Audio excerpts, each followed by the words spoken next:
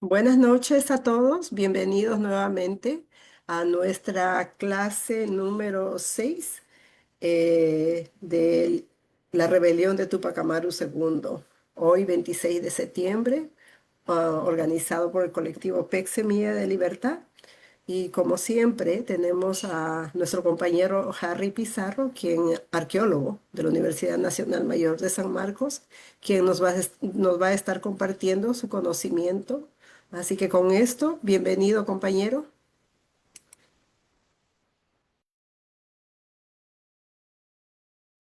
Gracias, Delia, gracias, Mávila, y gracias a los presentes conectados aquí en otras redes sociales. Hoy día vamos a continuar en base al texto de Emilio Choi sobre la rebelión de Tupac Amaru. Más bien, disculpa si no tengo las diapositivas, me parece raro.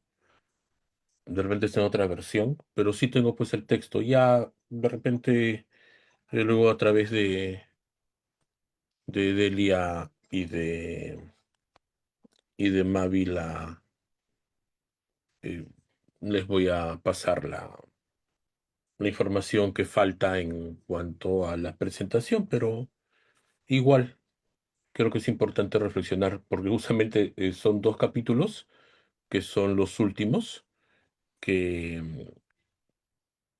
que reflejan pues el contexto, ¿no? Y los desafíos de la insurrección, de la rebelión de Tupac Amaru. En primer lugar, recalcar que la insurrección liderada por Tupac Amaru se marcaba en un contexto de lucha por la libertad y la resistencia contra la dominación española en la América del Sur. Y surge la pregunta, ¿no? Que a pesar de haber derramado sangre, muchísima, por la causa de la libertad, hablamos de entre 100.000 y 200.000, algunas muertos, algunas estadísticas son más. La pregunta que surge es cómo se podrían hacer respetar las órdenes absolutas en un entorno de creciente descontento. Es decir, cómo mantener, dado que era un movimiento popular y masivo, y como hemos señalado en las sesiones anteriores, incluidos la clase después del texto de Juan José Vega, era muy variopinto, ¿no? El, ah, el, el grupo que apoyaba a Tupac Amaru, que era la inmensa mayoría de las clases populares, cada una también tenían pues distintos objetivos, ¿no? Y cómo centralizar la organización. Algo muy similar a la actualidad, ¿no? En un entorno pues de creciente descontento, como señalé. La situación se complicaba aún más por la necesidad de establecer alianzas entre diferentes grupos sociales antagónicos por la organización pues colonial, que justamente buscaba esa división para mantener los privilegios desde pues las, la élite, en este caso principalmente españoles y luego criollos, ¿no? El- Era importante pues esa necesidad de alianzas, incluidos criollos, mestizos, indígenas, para enfrentar el orden colonial. Tupac Amaru, como bien sabemos, no buscaba simplemente una revuelta, ¿no? Es decir, no buscaba simplemente tomar la ciudad del Cusco, que lamentablemente no pudo, sino que su objetivo era mucho más ambicioso. Él quería que su movimiento se expanda, abarcando territorios desde Argentina hasta el norte de Colombia. Para lograrlo, necesitaba una amplia alianza de todos los sectores que se oponían a la dominación española. En las distintas correspondencias, cartas que se publicaron, especialmente en la época del general Velasco y ya luego, recientemente, por el bicentenario, se enfatizaba la importancia de buscar esa fraternidad entre criollos e indígenas, buscando unir fuerzas en un solo cuerpo para derrotar a los invasores europeos. Por eso Tupac Amaru enfrentó un dilema significativo. Por un lado, necesitaba el apoyo de diversas clases sociales y por otro, se encontraba presionado por una gran masa popular, eh, principalmente pues campesina, originaria, indígena, que buscaban pues revertir de inmediato el orden establecido. Buscaban, diríamos pues en términos andinos, el Pachacuti, que se voltee el mundo. Y esto pues implicaba lo que señalaba el mismo Emilio Choi, una guerra de castas. Esta situación generaba tensiones entre los diferentes grupos, complicando la posibilidad de una victoria unificada. Por eso siempre se habla, ¿no? Que por qué no tomó el Cusco, que iba a ser pues una gran victoria, ¿no? En esa época Cusco era la principal ciudad de todo, de todo el virreinato del Perú y diría también unido a los demás virreinatos, tanto de la Nueva Granada como del Río de la Plata.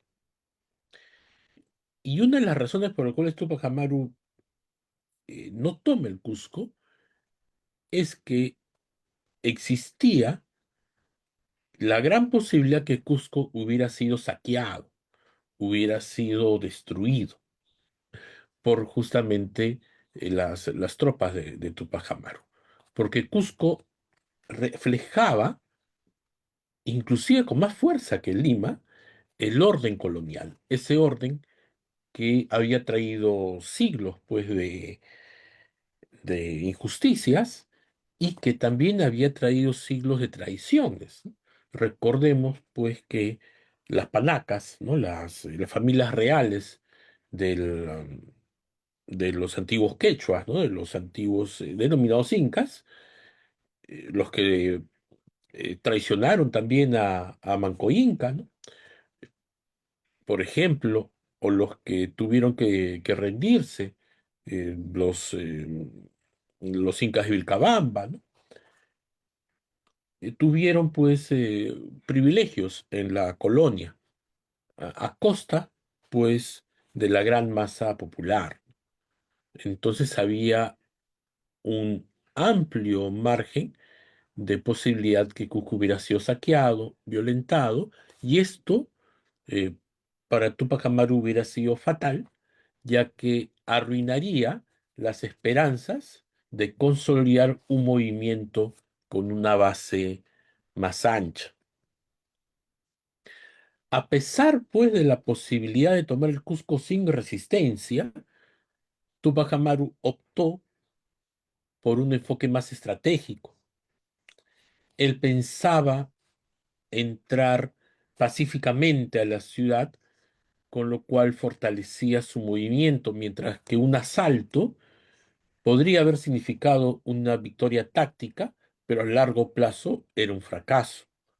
Por eso la situación del Cusco era compleja, aunque había miedo entre los habitantes, muchos también estaban dispuestos a entregarse a Tupac Amaru, quien era visto como un símbolo de libertad.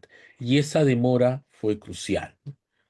Obviamente, para que las huestes de Tupac Amaru hubieran entrado pues en forma pacífica, les tendrían que abrir las puertas de la ciudad y se las tenían que abrir pues los criollos, los mestizos que comandaban Cusco.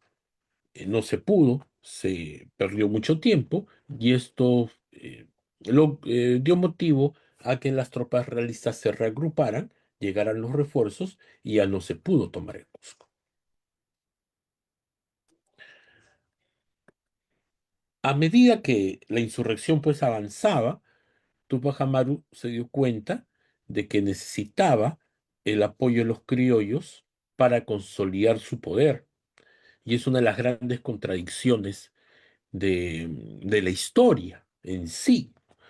Y es una de las grandes contradicciones que nos siguen persiguiendo hasta la actualidad. Necesitamos la unión, inclusive de grupos que nosotros pensamos pues antagonistas totalmente. Por eso, cuando existe en épocas actuales un antagonismo entre Lima y las provincias, pues en vez de mantenerlo, la idea es romper ese antagonismo, algo que buscaba Tupac Amaru y que lamentablemente no logró. A pesar de las tensiones, envió cartas a sus partidarios en el Cusco, instándolos a actuar y tomar el control de la ciudad. Sin embargo, los criollos, pues como una clase social siempre vacilante, ¿no? Siempre dubitativa, influenciado también por ataques previos, recordemos que había una facción pues, que buscaba la desaparición de todo lo occidental, complicó la situación y llevó a Tupac Amaru a acercar la ciudad, pero no pudo, pues, como todos sabemos, tomarla. Como conclusión, en este capítulo de la toma de Cusco, podemos señalar que el movimiento de Tupac Amaru evidencia una vez más su complejidad y que reflejaba las tensiones sociales y políticas de la época y que son tensiones estructurales, las cuales nos siguen hasta el día de hoy. A pesar de sus múltiples esfuerzos por unir a los diferentes grupos en una lucha común, las divisiones internas, la falta de apoyo consistente, complicaron su misión. La historia de Tupac Amaru, pues, es un testimonio de la lucha por la libertad y la resistencia contra la opresión colonial en América del Sur y que luego pues sirvió de ejemplo, de estímulo y también de lecciones, ¿no? Por los movimientos emancipadores ya del siglo XIX. Mientras eso pasaba en el Cusco, en el otro frente, como ya hablamos la sesión pasada, ¿no? Tupac Amaru expande su movimiento y se une pues Tupac Katari, ¿no? En la antigua audiencia de Charcas, lo que es el actual Bolivia. Mientras Tupac Amaru intentaba tomar el Cusco, Tupac Katari también intentaba tomar La Paz, la ciudad más importante, la que es ahora capital de Bolivia, quien proclamaba principios de justicia y de reivindicación para los indígenas. Los ideólogos de Tupac Katari, que si podemos analizar, hacer una comparación de ambos personajes, diríamos que Tupac Katari era más radical que Tupac Amaru. Imagínense, claro, dentro del espectro revolucionario, obviamente. Los ideólogos de Tupac Katari sostenían que era tiempo de cumplir las profecías que prometían dar a cada uno lo que les corresponde, ¿no? Esas profecías milenarias, esas profecías de resistencia, ¿no? que, que hasta ahora permanecen en el pensamiento andino. Por eso Katari, en un momento de confianza, declaró que él ya había vencido y que su objetivo era convertirse en el único monarca de los reinos, tras haber sentido que Tupac Amaru había defraudado las expectativas de la gran masa indígena. Y ahí viene, pues, temas que reflexionar en nuestra historia, ¿no?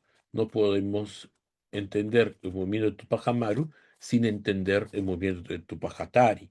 No podemos entender la realidad, inclusive en la actualidad, de los Andes sur peruano sin entender la realidad de la actual Bolivia y ver los diversos antagonismos que permanecían en la época y hasta ahora lamentablemente se mantiene y que la salida, la lección sería pues unirnos, ¿no? Al inicio pues del movimiento, como ya hemos visto en la sesión pasada, Tupac Katari se subordinó a Tupac Amaru, pero pronto se dio cuenta que tenía José Barry Condorcanqui una visión más dialogante, ¿no? Que no cumplía con las expectativas inmediatas de las grandes masas campesinas quechuas y aymaras. A pesar de la abolición de los repartimientos, Tupac Amaru no había hecho avances significativos hacia la toma del Cusco, lo que generó desconfianza en sus huestes. Por eso la insurrección aymara, a través de Tupac Katari, fue una respuesta a siglos de opresión y el mismo Katari se convirtió en un líder clave tras luego la retirada de Tupac Amaru del Cusco, su posterior derrota, captura y sacrificio, como sabemos. Es importante señalar las tensiones que existían entre Julián Tupac Katari y Tupac Amaru y los hermanos, ¿no? de Tupac Amaru, la familia de Tupac Amaru, las cuales reflejan o reflejaron las dificultades de unir a los diferentes sectores de la población en lucha. Aunque ambos líderes con sus colaboradores intentaron pues unirse, la falta de un número de mestizos y de criollos con su evidentemente apoyo logístico y económico en las filas revolucionarias limitó su capacidad para llevar a cabo una insurrección efectiva o una revolución. Y también, y los documentos lo respaldan, había una desconfianza del mismo Tupac Amaru y de Micaela Bastidas hacia el devenir del movimiento, que se hizo evidente incluso desde la primera gran victoria, la batalla de Sangarara.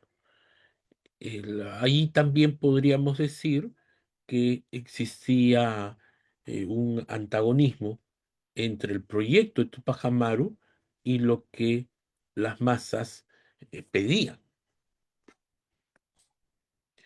Por eso está la famosa carta de Miquela Bastida, que ha sido muchas veces publicada, donde expresa su frustración por la falta de acción y la aparente despreocupación de su esposo ante la grave situación. Ella advirtió en esa carta sobre el descontento de los soldados y una inminente amenaza de sus enemigos, que recordemos se había reagrupado el ejército realista y estaba el corregidor Areche, el visitador Areche, disculpen, y la nobleza quechua, la nobleza inca, entre ellos Pumacahua, ¿no? También se estaban uniendo a- al ejército realista. La preocupación de Miquel Abasías por la seguridad de su familia y la falta de urgencia en la toma de decisiones por parte de Tupac Amaru reflejaban la creciente desesperación entre los líderes de de la insurrección. Voy a ver si me permite la, la máquina que no sé qué está fallando, leer un párrafo de esta famosa carta que ha sido muchas veces publicada, ¿no? De, muy íntima, de Micaela Bastidas a Tupac Amaru. En total fueron 33 cartas escritas entre noviembre de 780 y marzo de 1781. Pero la más conocida dice algo así, ¿no? Chepe mío, ¿no? Por José, tú me has de acabar de pesadumbres, pues andas muy despacio, paseándote entre los pueblos, y más en Yauri, tardándote 2 grandes días con gran descuido, por los soldados tienen razón de aburrirse, irse cada uno a su pueblo. Yo ya no tengo paciencia para aguantar todo esto, pues yo misma soy capaz de entregarme a los enemigos para que me quiten la vida, porque veo el poco anhelo con que ves este asunto tan grave que corroe con detrimento la vida de todos. Estamos en medio de los enemigos, no tenemos segura la vida, y por tu causa pique de peligrar todos mis hijos, lo demás de nuestra parte. Bastante advertencia te di, para que inmediatamente fueses al Cusco, pero has dado todo a la barata, dándoles tiempo para que se prevengan como ya lo han hecho. Micaela Bastidas Puyucao. Y aquí también, interesante hacer un análisis más profundo sobre los personajes y sobre sus motivaciones. Eh, Podríamos decir que si Tupac Amaru no hubiera tenido una educación eh, tan pulida, ¿no? Tan para la época, inclusive diría para la actualidad tan progresista. Recordemos que él fue educado por jesuitas, ¿no? Los jesuitas en esa época eran el, el instrumento por el cual llegaban los grandes ideales de ilustración, que luego dieron respaldo ideológico a la Revolución Francesa, ¿no? De libertad, igualdad, fraternidad. Quizás si hubiera sido menos occidental, hubiera tomado el Cusco, hubiera conseguido una rebelión más grande, aunque no hubiera, no era garantía de un triunfo, ¿no? Ese también es una de las grandes contradicciones del movimiento de Tupac Amaru y en general, ¿no? Creo que es un reflejo, vuelvo a insistir, de las grandes contradicciones que tenemos nosotros como colectivo y también que tienen nuestros dirigentes, ¿no? Es interesante ese aspecto y la carta, pues, de Miquela Bastías, ¿no? Esa tan conocida, nos da luces. Como conclusión a, a este análisis que hace Emilio Choi, enfocado en la rebelión de Tupac Amaru y Tupac Katari, ¿no? Podríamos señalar que la insurrección aymara, que luego pues inspiró, diríamos, al movimiento de Evo Morales, definitivamente, ¿no?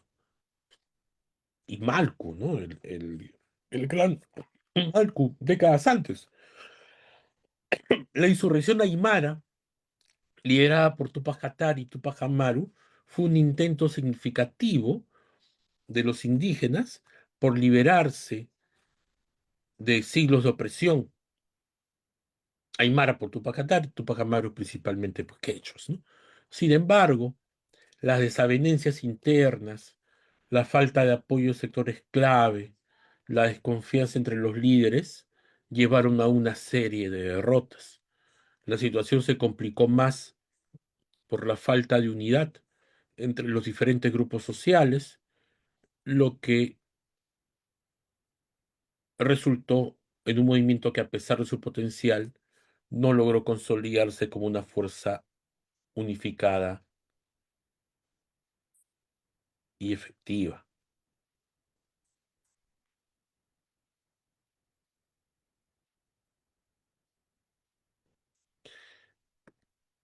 Finalmente, como colofón del texto de Emilio Choi, que a pesar de su brevedad es muy, muy rico, ¿no?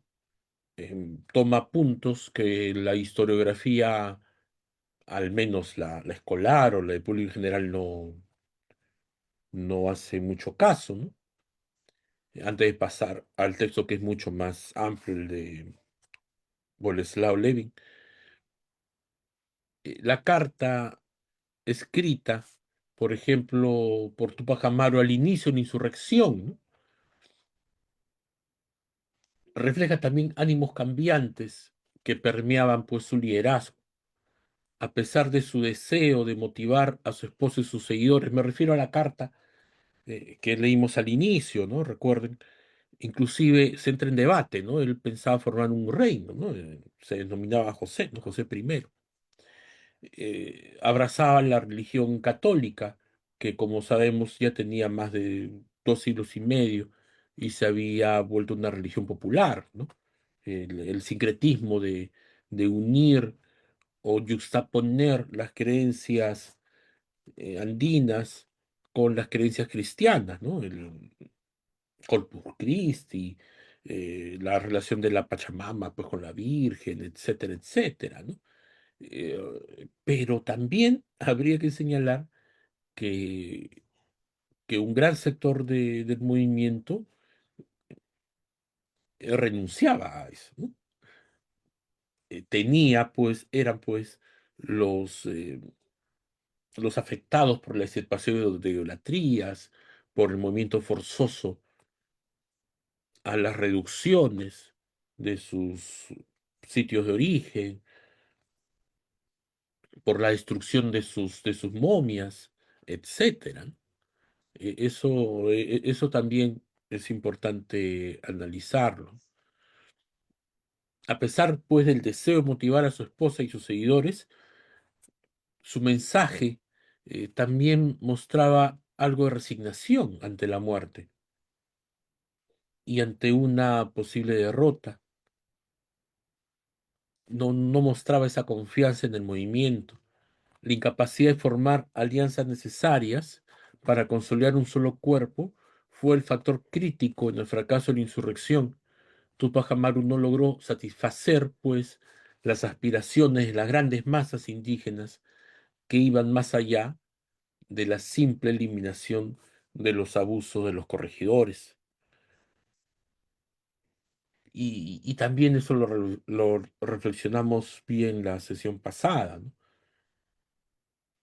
Si lo que se buscaba era la destrucción del aparato productivo, eso a la larga pues iba a afectar la economía, ¿no? De la sociedad andina como que la afectó. Por eso diríamos, comparando con otros líderes, comparando con el ya mencionado Tupac Katari, comparando por el mesiánico Juan Santos Atahualpa,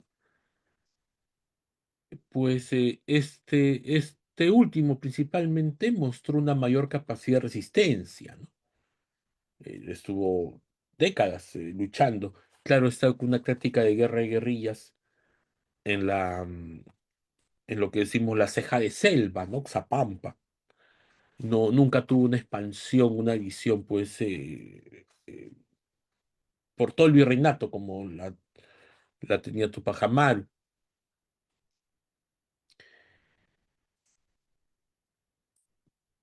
Por otro lado, Tupac Katari fue más directo en su lucha por la tierra, ¿no? Eso también interesante ver, ¿no?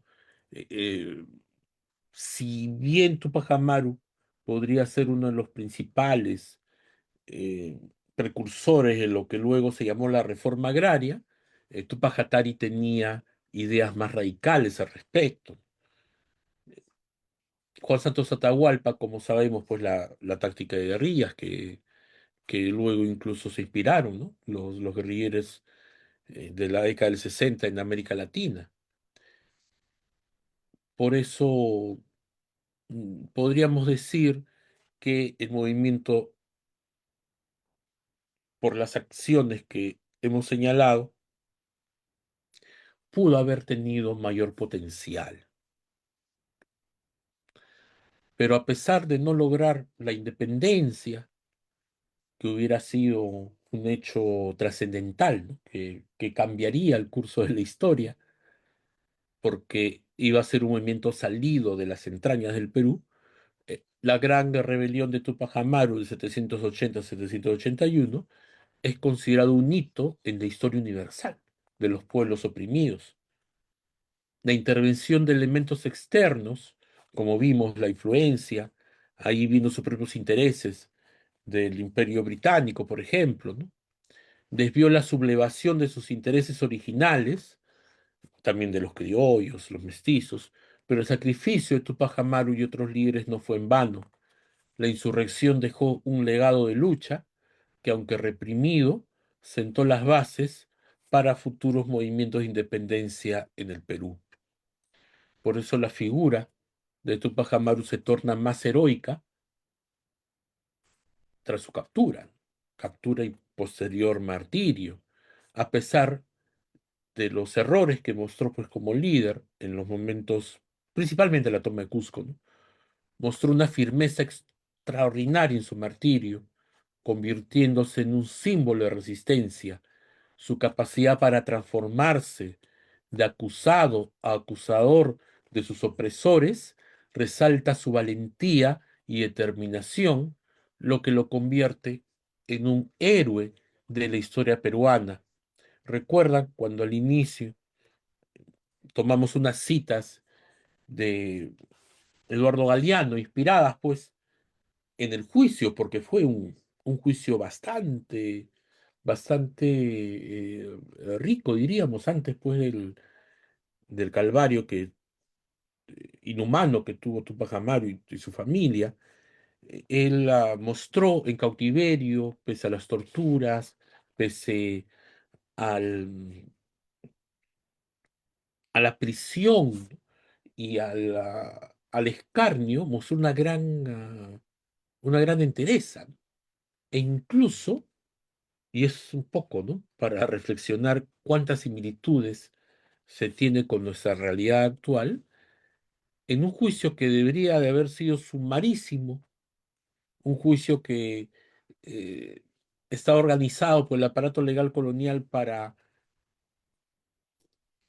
castigar con toda la hazaña a un rebelde, ¿no? Señalados por ellos, se transformó en un juicio político, se transformó, como bien lo dice Emilio Choi, Tupac Amaru pasó de acusado a acusador, y eso felizmente está, está documentado.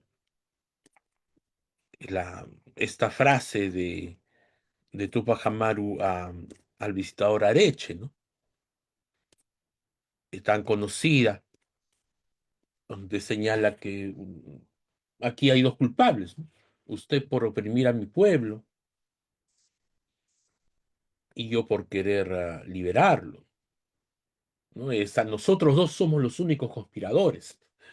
Vuesa merced por haber agobiado al país con exacciones insoportables y yo por haber querido libertar al pueblo de semejante tiranía. Aquí estoy para que me castiguen solo, al fin que otros queden con vida y yo solo en el castigo. Lamentablemente, como sabemos, no, no le hicieron caso, ¿no? Al final fue Tupac Amaru declarado culpable y toda su familia y de una forma tan bárbara que queda pues en la historia y cada vez diríamos, cada vez que nuestros amigos hispanistas pues hablan de las bondades del reino del Perú, ¿no? Para ellos y de la condición casi de igualdad que vivíamos todos los súbditos del rey de España, habría que recordar después la sentencia a Tupac Amaru. Y, y eso también muestra, pues, la verdadera cara del imperialismo español. Y es un rostro que no debemos olvidar, un rostro imperialista, genocida, torturador que se repite en la actualidad en nuestro país y que se repite, pues, en otras partes del mundo. Basta ver lo que está pasando pues con el pueblo palestino. Aquí, por ejemplo, recojo un par de citas.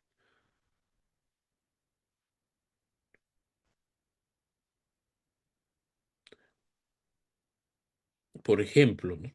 Areche, el visitador general del reino, ¿no? Dice: debo condenar y condeno a José Gabriel Tupac Amaru a que sea sacado a la plaza principal y pública de esta ciudad, arrastrado hasta el lugar del suplicio, donde presencia la ejecución de las sentencias que se le dieren a su mujer Micaela Bastidas, a sus dos hijos Hipólito y Fernando, a su tío Francisco, a su cuñado Antonio y a algunos de los otros principales capitanes y auxiliadores de su inicua y perversa intención o proyecto, los cuales han de morir en el propio día, y concluye estas sentencias, se le cortará por el verdugo la lengua, y después amarrado o atado por cada uno de los brazos y pies con cuerdas fuertes, y de modo que cada una de éstas se pueda atar o prender con facilidad a otras que pendan de las cinchas de sus caballos, de cuatro caballos. ¿Para qué? Puesto de este modo, o de suerte que cada uno de estos tire de su lado, mirando a otras cuatro esquinas o puntas de la plaza, marchen, partan o arranquen a una voz los caballos.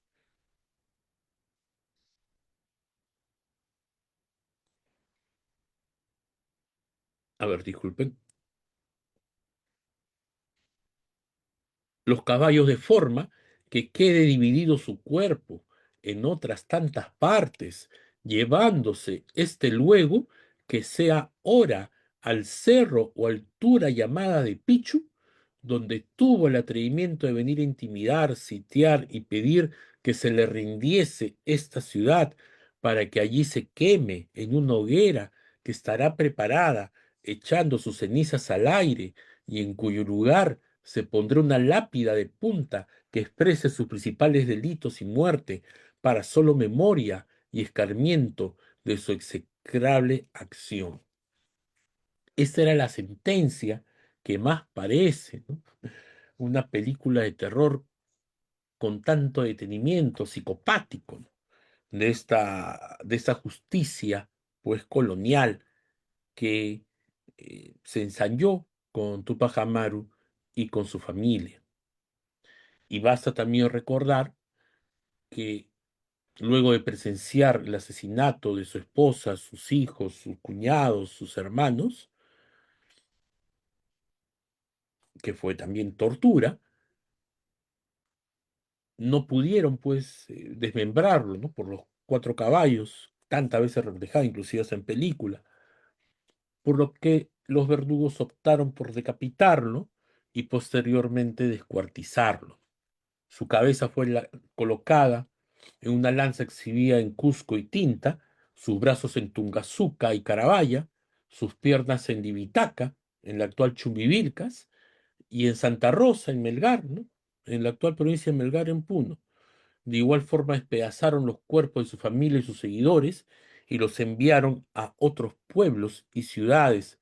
La exhibición de la cabeza y otras partes de su cuerpo fue señal de una especie de trofeo de guerra y una advertencia para que nadie más se atreva a rebelarse contra el sistema español.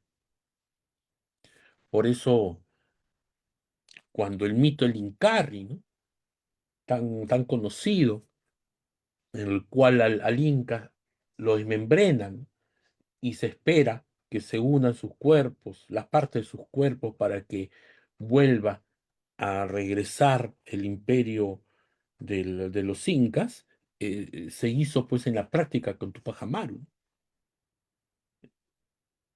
No fue tan mito. Y también creo que esta acción, pues, totalmente, pues, calificada como terrorismo de Estado, nos debe llevar una lección, ¿no? Estas partes desmembradas del cuerpo de Tupac Amaru, tiradas, lanzadas a los pueblos que lo apoyaron, necesitan, pues, ser unidas, más urgentemente que antes. Algunas veces fueron unidas, ¿no? Brevemente, pero falta para una victoria final. La insurrección trajo consigo cambios significativos. Se suprimieron los corregimientos, los repartimientos, lo que permitió a las masas indígenas obtener una cierta libertad económica, aunque la supresión de estos sistemas fue un avance. La intervención de la corona española, la falta de unidad entre los criollos y las masas limitaron el impacto de estos cambios. La economía peruana debilitada, pues por las políticas de Carlos III, antimonopolios, comenzó a recuperarse, lo que sentó las bases para los futuros movimientos de la independencia. Por eso el sacrificio de Tupac Amaru y de miles de peruanos, cientos de miles de peruanos para agregar, no fue estéril. A pesar de las adversidades, la lucha por la independencia continuó y las condiciones sociales y económicas del país comenzaron a avanzar.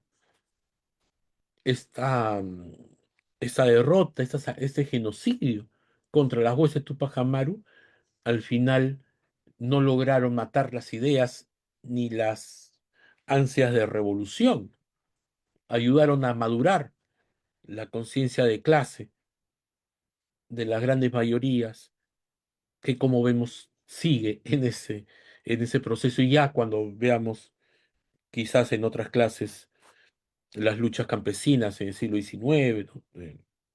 Pero Paria, por ejemplo,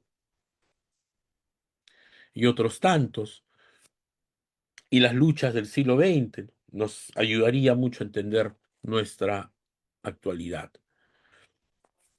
La insurrección de Tupac Amaru, pues, es un recordatorio que el camino hacia la libertad es complejo y está lleno de desafíos, pero también de oportunidades para el cambio y la transformación social. Con esto culminamos el libro de Milo Choi, bueno, el artículo de Milo Choi que está publicado en el Classroom, y ya pasaríamos la siguiente sesión a hablar del libro de Boleslao Levin, primero su reseña bibliográfica, un autor que fue muy publicado hasta los años 70 y luego prácticamente censurado, ¿no? Porque pues para variar era de estos historiadores peligrosos pues para la historia oficial, este Perú oficial que tiene, sigue teniendo, diría, una base colonial muy fuerte, ¿no?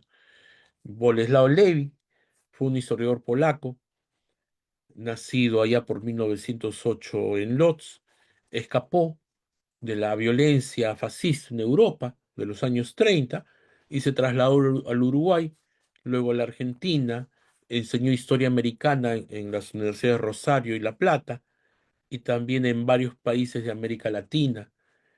En el año 57 ganó el premio Ricardo Rojas por su obra más famosa, Tupac Amaru el Rebelde, la cual se publicó en el año 43, traducido a varios idiomas, y como aporte visitó diversos archivos en Bolivia, en Cusco y otros lugares, archivos coloniales, provinciales, para poder seguir auscultando, ¿no? La tan grande y tan compleja rebelión de Tupac Amaru, ¿no? Falleció en el año 88, a los 80 años, dejando pues un legado de importantes investigaciones.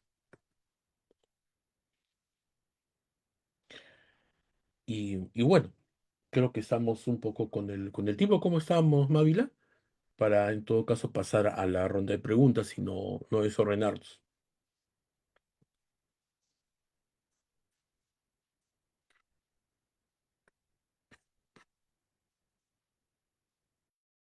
Sí, estamos bien, no hay problema.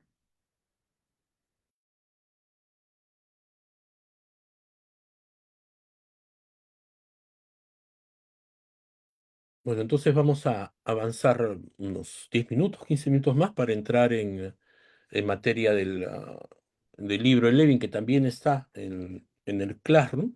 Y eh, justamente, retomando también a Juan José Vega, veremos pues las estructuras sociales y también la resistencia que hubo ante el orden colonial en nuestra América. Espera un minuto mientras saco mis apuntes. Un momento, por favor.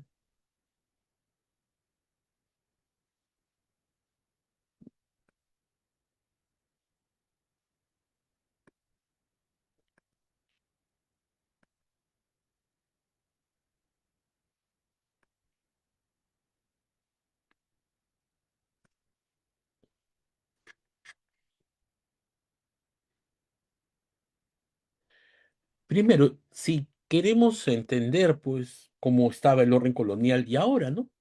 Con tantos casos mediáticos, viralizados, yo diría que hasta quizá artificiosos, no en el sentido que no exista racismo en el Perú, que claro que existe, sino realzar noticias dentro de un contexto, pues, de mucho más grande, también racista y clasista, como es la lucha contra Dina Boluarte y quienes la respaldan, resulta, ¿no? Un poco que llama la atención que sea más viral, ¿no? Diríamos, los dichos racistas de una señorita en un bus, evidentemente pues está alienada, ¿no?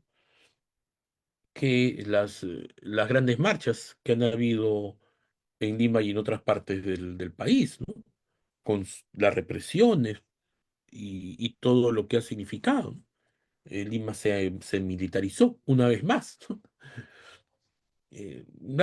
Diría, da que pensar, ¿no? No creo en casualidades, pero bueno, para entender ese racismo, esta división que seguimos padeciendo, ese clasismo, es pues entender las raíces de y estas raíces están ligadas al sistema de castas instaurado por los españoles en Hispanoamérica, en Indoamérica. Los habitantes de las colonias españolas estaban sujetos a un orden jerárquico que limitaba su percepción de igualdad. Hasta finales del siglo XVIII, la idea de que todos los hombres pudieran tener derechos civiles iguales era impensable. Por eso Tupac Amaru en ese aspecto era un precursor. Él buscaba la igualdad para todos, ¿no? Como hemos señalado, inspirado pues en los ideales de la Ilustración francesa.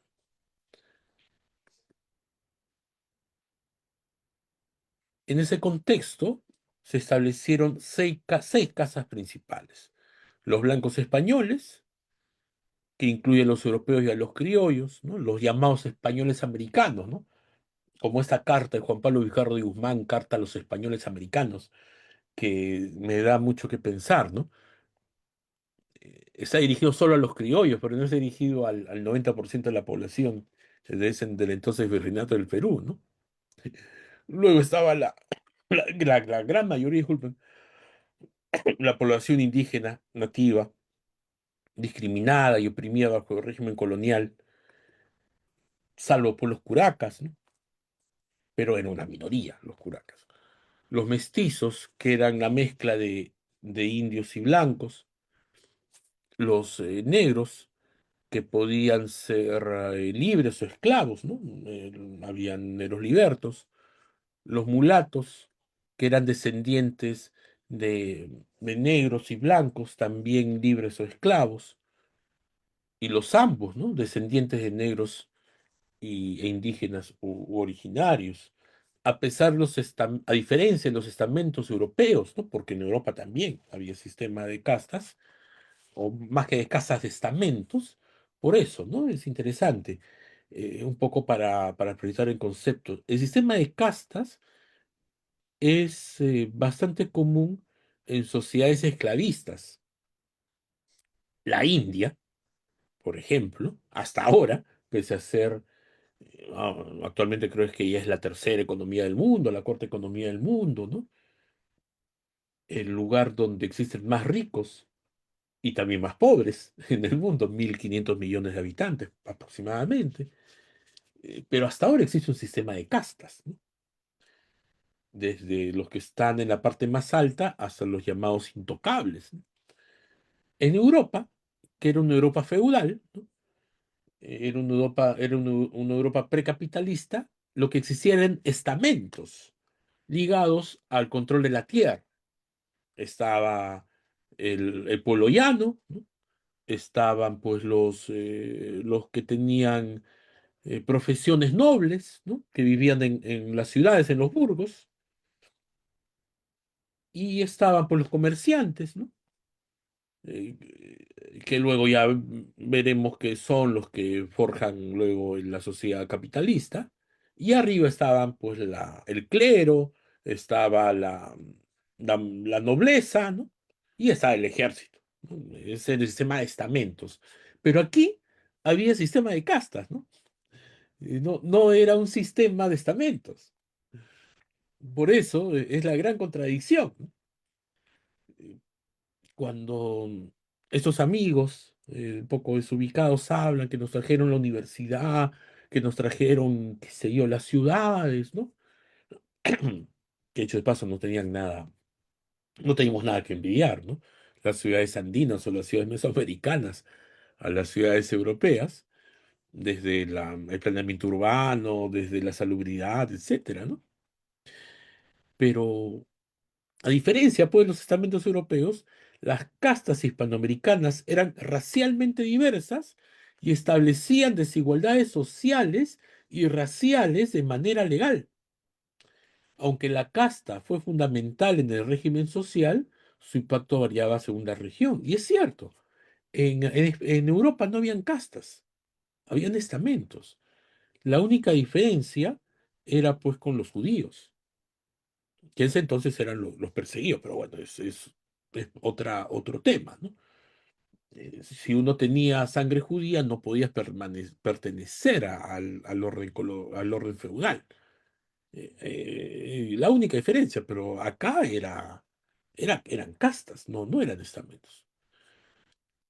En áreas con mayor población blanca, española, criolla, como las costas del Perú, el litoral de La Plata, ¿no? En la actual Argentina, la jerarquización no era tan estricta como en las regiones andinas, con una fuerte presencia, pues, principalmente originaria, autóctona, indígena.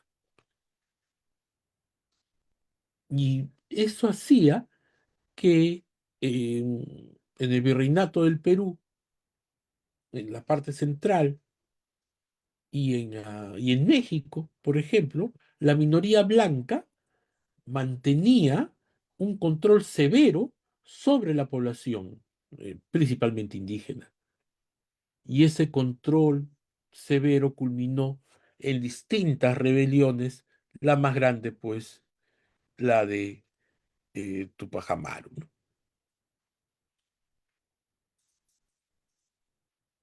Que fue un evento que, como sabemos, cuestionó la estructura misma del poder colonial.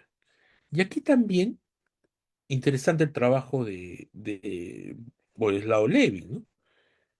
Hace la gran comparación entre el cacique, que era pues la realeza, diríamos, la nobleza de las distintas regiones, de las distintas naciones que componían pues el antiguo Tahuantinsuyo y luego el virreinato del Perú, con el, am, con el campesino, ¿no? Diríamos, claro, ni siquiera llegaba a pueblo llano, no tenía ningún derecho en sí. ¿Qué sería pues el originario, el indígena, ¿no? En esa época, el indio. A pesar de los intentos de españolizar a los indígenas, que luego se hizo más fuerte después de la rebelión de Tupac Amaru, ¿no? Especialmente con la prohibición de las vestimentas y y fue tan fuerte que, que todo lo que conocemos ahora como ropas típicas, ¿no? Especialmente en los Andes, es muy similar a las ropas típicas de los campesinos en España, ¿no? Fue porque fue una medida impuesta para, para quitar también, hasta de forma de expresión cultural, cualquier amenaza de retorno al Tahuantinsuyo. Interesante esto. Pero como decíamos, a pesar de los intentos de españolizar a los indígenas, la vida cotidiana permanecía en gran medida intacta antes de Tupac Amaru, ¿no? Los indios seguían usando su vestimenta tradicional y hablaban su idioma nativo, el quechua, las distintas variantes, el puquina, el jacaru, disculpen, y tantos otros, ¿no?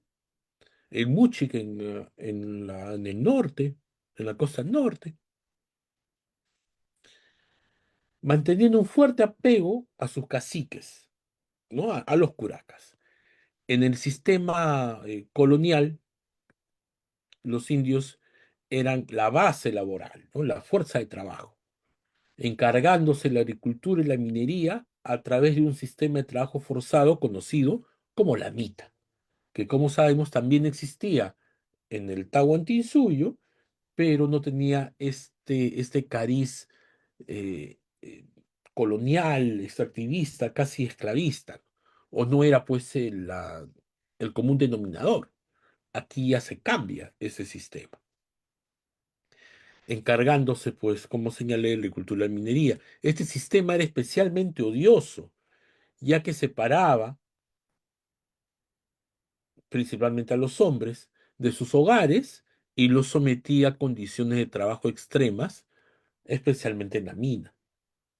La mita, que implicaba un servicio periódico, era vista como una forma de reclutamiento militar y causaba un gran sufrimiento entre los indígenas.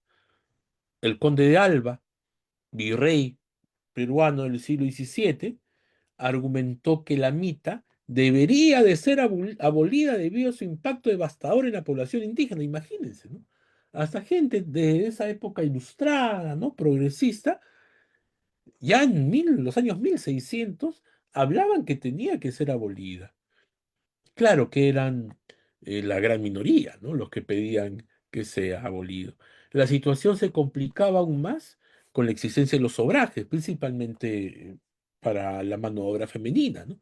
Las fábricas textiles, donde los indios eran obligados a trabajar en condiciones muchas veces infrahumanas que recuerdan a a las fábricas un siglo ya en 1750, ¿no? 1850, las fábricas en la naciente Inglaterra capitalista, ¿no? Que también es materia de estudio, ¿no? A pesar de las ordenanzas que supuestamente protegían a las masas indígenas, como sabemos, la realidad era que estaban a merced de la arbitrariedad de los españoles, quienes a menudo eran apoyados por miembros de su propia casta, por eso era un sistema de castas. La resistencia indígena, como la liderada por Tupac Amaru, buscaba la liberación de estas prácticas opresivas y la reivindicación de sus derechos. Y aquí también interesante, ¿no? Porque ¿quién administra justicia? Los criollos. Entonces, entre criollos y españoles se apoyaban. Bueno, los españoles y los criollos. Y por eso, pues, la colonia tenía esta división denominada en la literatura eh, académica la República de Blancos y la República de Indios. ¿Qué pasaba en la denominada República de Indios? En la sociedad indígena, el Ayu, por ejemplo, ¿no? En el mundo andino, el Calpulli, entre los aztecas, eran unidades fundamentales de convivencia, ¿no? Unidades fundamentales de relaciones sociales de parentesco. Esas estructuras, para Levin, aunque yo diría que es un poco más complejo, eran similares a los clanes, compuestas por familias de ascendencia común, organizadas en formas colectivas de producción. Cada ayu estaba gobernado por un cabeza de ayu, por un cacique, un curaca, quien mantenía un papel crucial en la vida social, incluso tras la llegada de los conquistadores o de los invasores. A pesar de los cambios impuestos, a pesar de tanta eh, movilización forzosa, desarticulación de los ayllus, al ser regrupados en los llamados curatos, ¿no? En las llamadas reducciones, el ayu seguía siendo la célula básica de la comunidad indígena durante la época de rebelión de Tupac Amaru. Y es ahí donde el curaca, descendiente de la aristocracia indígena, conservaba ciertas prerrogativas que lo colocaban en una posición ambigua entre ese sistema de castas. Según la legislación española, él y sus hijos están exentos de tributos y exentos del servicio obligatorio de la mitad, lo que les otorgaba un estatus especial, creando pues esta oposición, ese antagonismo, ¿no? Con las grandes masas. A pesar de su posición privilegiada, muchos curacas mantenían fuerte apego a los valores autóctonos y se oponían al régimen hispánico, lo que contribuyó al surgimiento de un movimiento anticolonial como el que formó, ya hemos conversado en sesiones anteriores, con Tupac Amaru como su figura más representativa. el, eh, re- en esa búsqueda también personal de ser reconocido, ¿no? Como descendiente directo de los incas a través del marquesado de Oropesa, y es ahí el gran error de los denominados hispanistas o historiadores positivistas o colonialistas, es una mezcla, es la búsqueda personal, pero también es la identificación con su legado y también una identificación con las grandes masas, ¿no? O sea, Tupac Amaru no solo buscaba ser reconocido descendiente, pues directo de los incas, con el famoso marquesado de Oropesa, ¿no? Sino que también quería rescatar la figura del inca como protector de las grandes masas. Esa es la parte de la historia que se olvida contar.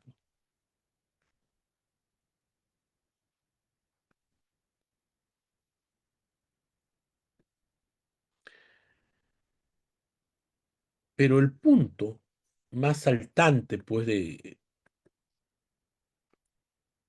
motivación es, pues, el,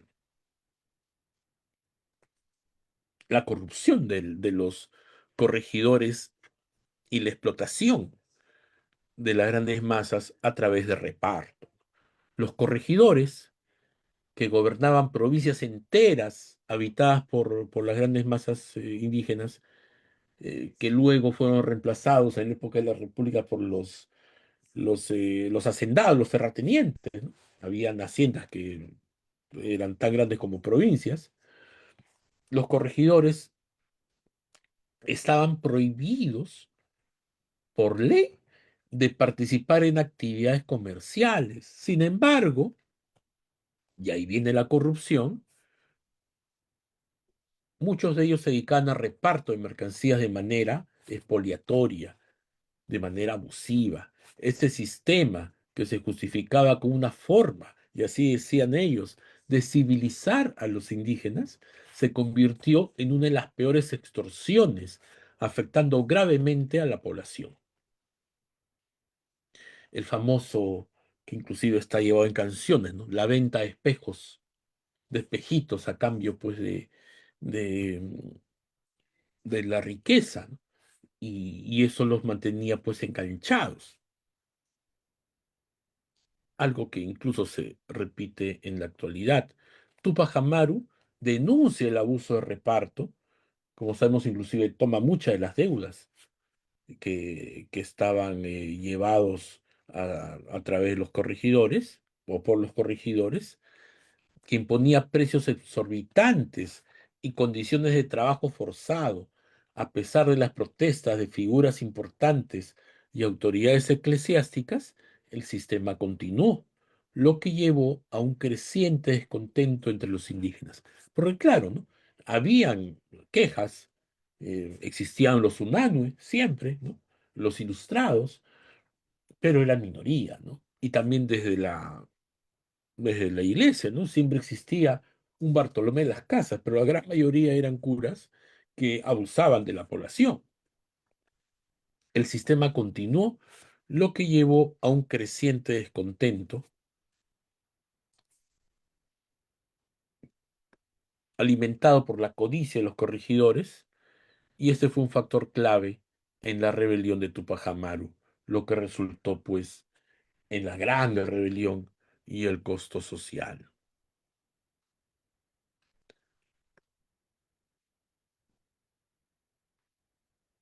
Aquí están también las portadas de las distintas ediciones de, de la rebelión de Tupac Amaru, de Boleslao Levi. Por otro lado, siguiendo esta introducción sobre el sistema de castas, tenemos a los mestizos, a los que no están, como diría el gran Víctor Jara, ni, los que no son ni chicha ni limonada, ¿no? La casta mestiza, que, que cuando toma su base, eh, su base autóctona, son valiosos, pero cuando se blanquean, como es la gran mayoría, y estos casos de racismo que vemos hasta ahora, ¿no? Ya son agentes reaccionarios, ¿no? La casta mestiza, en épocas de la colonia, era considerada de bajo estatus, fruto de uniones ilegítimas. Enfrentó severas restricciones en el acceso a la educación y a los empleos públicos. A pesar de su degradación social, los mestizos comenzaron a integrarse en la clase media-baja durante el siglo XVIII, lo que les permitió avanzar en la sociedad conforme pues iba germinándose el gen capitalista, ¿no? Que, bueno, en la actualidad no, ya no tiene esa característica, pero el capitalismo tuvo un momento revolucionario, ¿no? Que hizo, abrió ahí puertas para que gente que no tenía privilegios en un sistema de casas o en un sistema feudal, acceder pues a riqueza. Eso pues ya se acabó en la actualidad, ¿no?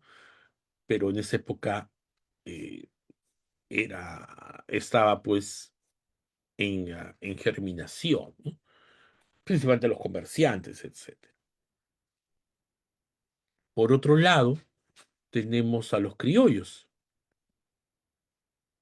que eran pues los españoles nacidos en América, ¿no? Los españoles americanos, que experimentaron tensiones con los españoles europeos, lo que generó un resentimiento que Tupac Amaru intentó infructuosamente, valga, eh, valga aceptarlo, aprovecharlo para sus fines.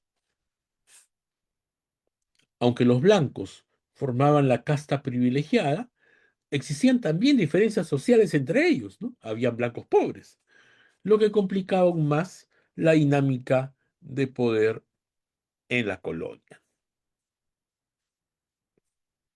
Por eso, como conclusión, en esta parte em, introductoria al libro de Boleslao Levin, podemos señalar lo siguiente.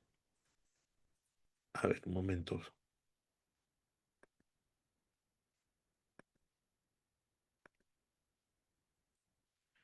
El análisis de la estructura social colonial revela un complejo entramado de relaciones de poder y de resistencia. Por eso, la figura de Tupac Amaru emerge como un símbolo de lucha contra la opresión y la búsqueda de justicia social en un contexto marcado por la desigualdad y la explotación. La historia de los ayllus, de los curacas, de los corregidores, de las castas mestizas y criollas, entender esa historia es fundamental para comprender las raíces del descontento que culminó en la rebelión de José Gabriel Condorcanqui y Tupac Amaru. Bueno, ahora sí, nos quedamos en esta parte. Ya luego veremos las siguientes. Sí, Mávila.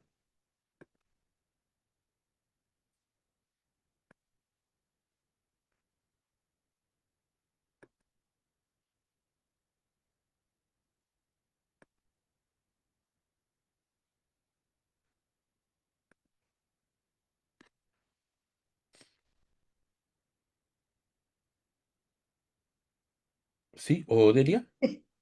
Delia, Dime. Ah, lo siento, es que estoy con una gripe terrible.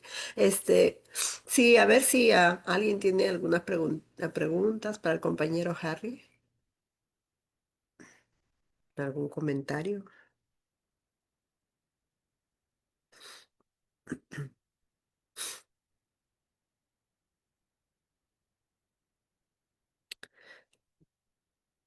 sí, compañero Harry, una consulta. Cuando se habla, por ejemplo, de la reacción que tenían em, algunos grupos con respecto a en la rebelión, ¿no? En la época de que se daban las luchas, se habla de que algunos grupos eran más radicales, ¿no?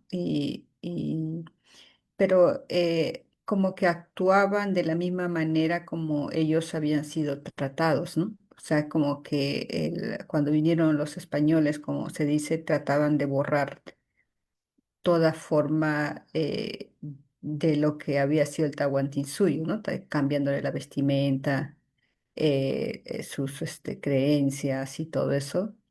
Y este grupo de Tupac Katari como que quería también igual, ¿no? Borrar todo lo que ellos habían traído. Entonces es una forma como que querían, o sea, como lo veo, es como que estaban influenciados también por esa forma de actuar. No sé si me dejo entender. Sí, claro, claro está el revanchismo, el resentimiento, ¿no? Totalmente comprensible. Y ahí también parte, y por eso es el legado de ambos, ¿no? Parte las lecciones que deberíamos de tomar de la historia para nuestro presente y futuro, ¿no? Es el proyecto al final de país, ¿no? El proyecto de Tupac Katari, también diría por la conformación de Bolivia, ¿no? Bolivia hasta la actualidad es una mayoría abrumadora, pues, de Aymara y que, dicho sea de paso, ¿no? Tras varios siglos, recién con Evo Morales pudieron tener una cohesión política, ¿no? Con el MAS y los 20 años. En cambio, el Perú es mucho más complejo, ¿no? Entonces, más allá de las comprensibles reivindicaciones, o más que reivindicaciones, venganzas, diríamos, el Perú es mucho, mucho más complejo. Por eso Tupac Amaru detenía esas acciones porque sabía de que estaba construyendo, o él tenía un proyecto de país, ¿no? Un proyecto de país que integre todas las sangres, como siglo después él señaló un gran admirador también Tupac Amaru, el gran Arguedas, ¿no? Esa también es las grandes paradojas, ¿no? Tupac Amaru fue un incomprendido, es doble, ¿no? Fue un incomprendido por por la gran presión social que existía, pero él también le faltó comprender más, ¿no? O, o- o quizás mediar entre las reivindicaciones justas y la venganza, ¿no? Eso también es un punto muy delicado, que claro está, como digo, son totalmente comprensibles y que incluso en tiempos de la República se vieron reflejados, ¿no? Ya creo que conté hace algunas sesiones la revuelta, justamente por el sistema de Imita, que reinstauró Leguía, ¿no? La llamada ley de construcción vial, la revuelta en los pueblos de, de en Apurímac, eh, se me dio el nombre ahora, lo que es actualmente creo que por acá tengo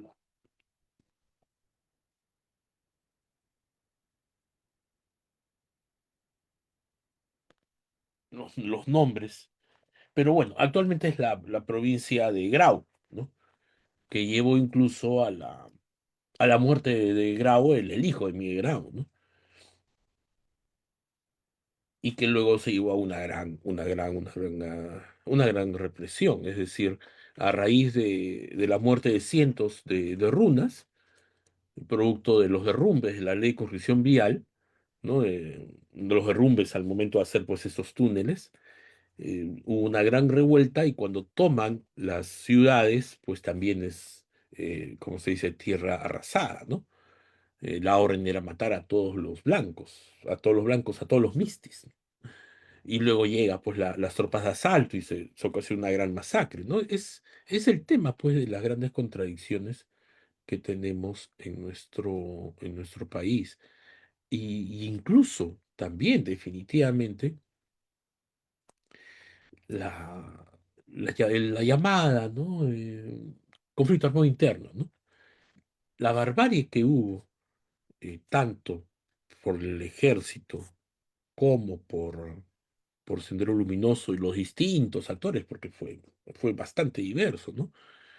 Responde también a esa violencia colonial que deberá de ser también eh, erradicada, ese sentimiento de antagonismo, de querer matarnos entre nosotros, cuando se erradique también las causas del antagonismo, ¿no? Y las causas de ese antagonismo es, en mi opinión, la denominada herencia colonial, ¿no? Que por más capitalistas que seamos ahora, ¿no? Entre comillas, por más avances tecnológicos, etcétera, etcétera, todavía seguimos siendo un país colonial, ¿no? Y como bien señalamos, este sistema, que muy bien lo usaron los españoles, los británicos, etcétera, es un sistema que busca justamente que nos peleemos, ¿no? Que nos matemos entre nosotros, que nos mantengamos pues divididos. Y ese sistema colonial está pues basado estructuralmente en la opresión, en el monopolio de la tierra, en el monopolio del aparato productivo por parte de unas cuantas familias, como pasa en la actualidad, y también está basado en el miedo, ¿no? Está basado en el terror, está basado en la represión. Ahí hay un autor que espero tenerlo en digital. Si me das un minuto, por favor,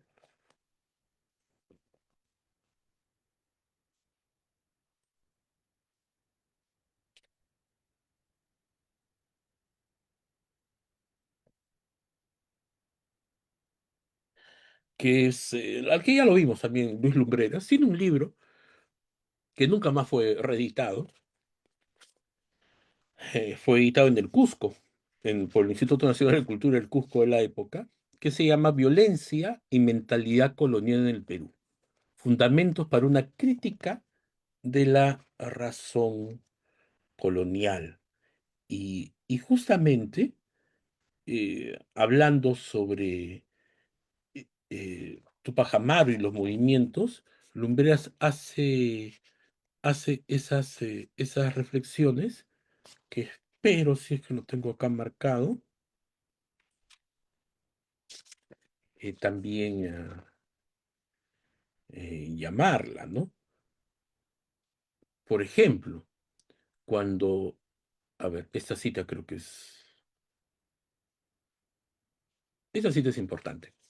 Le hace una pregunta a Lumbreras sobre su natal Ayacucho, que dicho sea de paso, Lumbreras perteneció a una familia de ex hacendados, ¿no? Cosas, ¿no? Cosas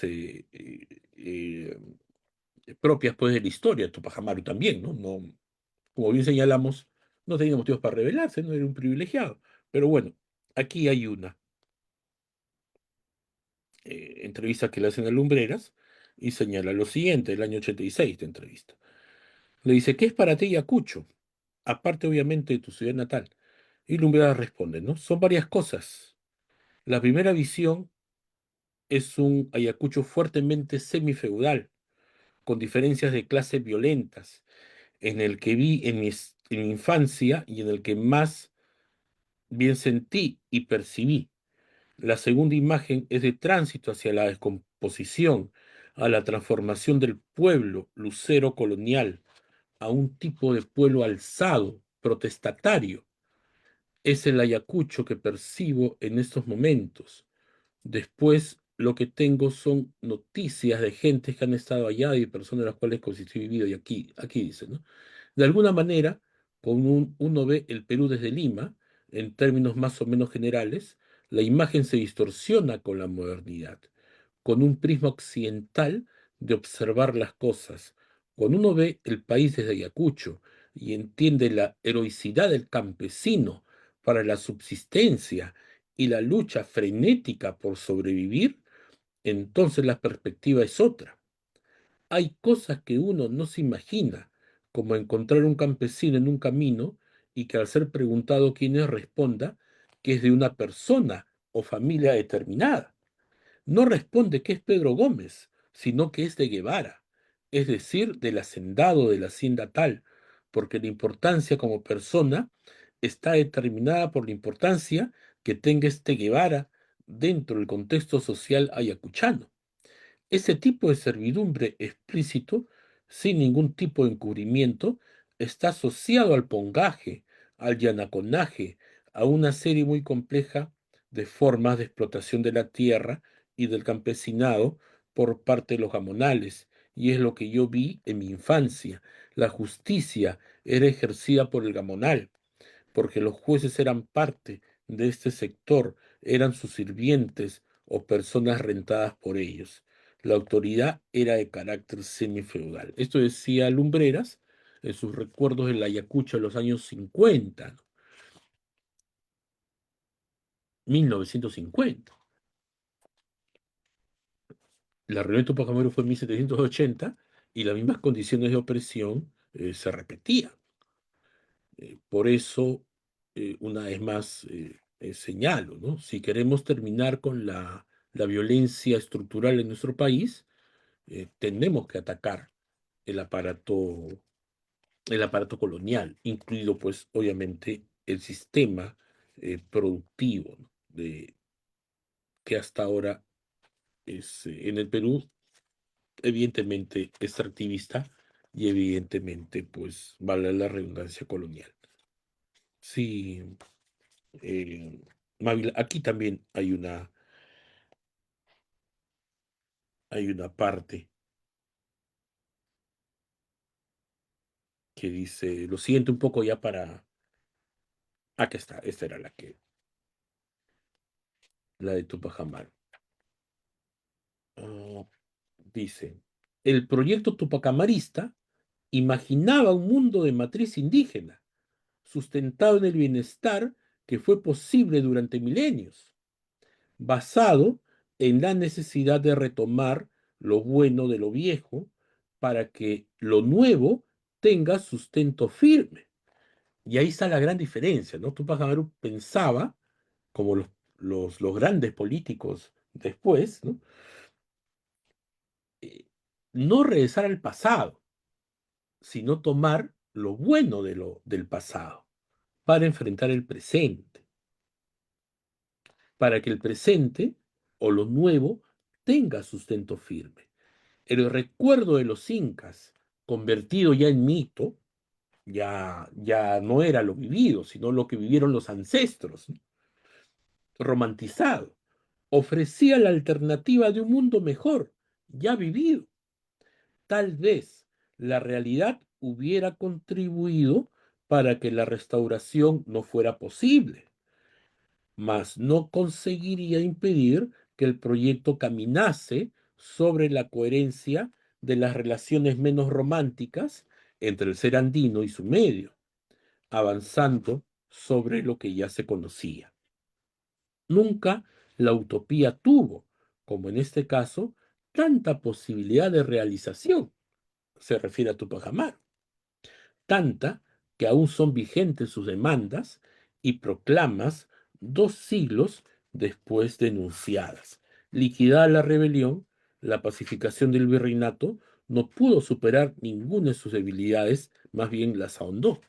Ya era muy débil cuando los movimientos de los azucareros del norte y los ganaderos del sur, conducidos por Bolívar y San Martín, convergieron aquí en las primeras décadas del siglo XIX. No había aquí una base social con capacidad para acompañar revolucionariamente las proclamas independentistas de sus vecinos. Estaban allí varios de los que combatieron el levantamiento de Tupac Amaru, Macagua, por ejemplo, o ganaron ventajas con su disolución, ¿no? Por eso, y con eso culmino, dice Lumbreras, fue así como la independencia en el Perú pasó a manos de una contrarrevolución criolla, que cobijándose en el sesgo burgués del proyecto independentista, logró emanciparse de España, proponiendo exactamente lo contrario de la utopía tupacamarista, definiendo una opción más reaccionaria aún de la que estaba contenida en las leyes de Indias que regían la colonia. Imaginaron un país andino de rostro europeo, para lo cual necesitaron suplir carencias con la angustiosa y costosa importación de todos los recursos de bienestar europeos. Eso definió una economía desafortunada, organizando el íntegro de las actividades productivas en función del mercado externo, del cual comenzamos a depender en calidad de deudores. Es así como las fases de la historia republicana se asocian al comercio del guano, salitre, caucho, diversos minerales o la harina de pescado. Eso también importante lo que desarrolló Lumbreras, que creo que ha sido bueno leerlo para entender más la rebelión y el proyecto de país que tenía José Gabriel Condorcanqui.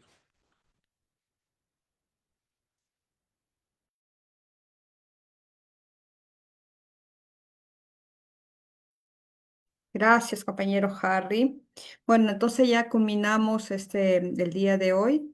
Le esperamos la próxima semana para continuar. El enlace vamos a también compartirlo para que tengan al aula virtual donde están los documentos o los libros. Entonces ya nos despedimos. Gracias a todos y le esperamos la próxima semana.